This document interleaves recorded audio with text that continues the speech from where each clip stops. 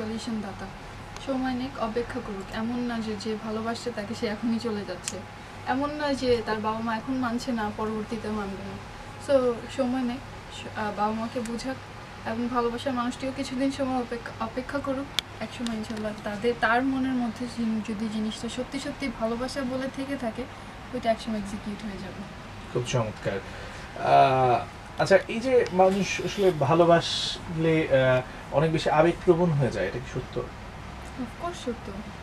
আমি একটু আগে যেটা বলছিলাম যে আমি একটা মানুষের হাসি দেখলে দুনিয়া ভুলে যেতাম।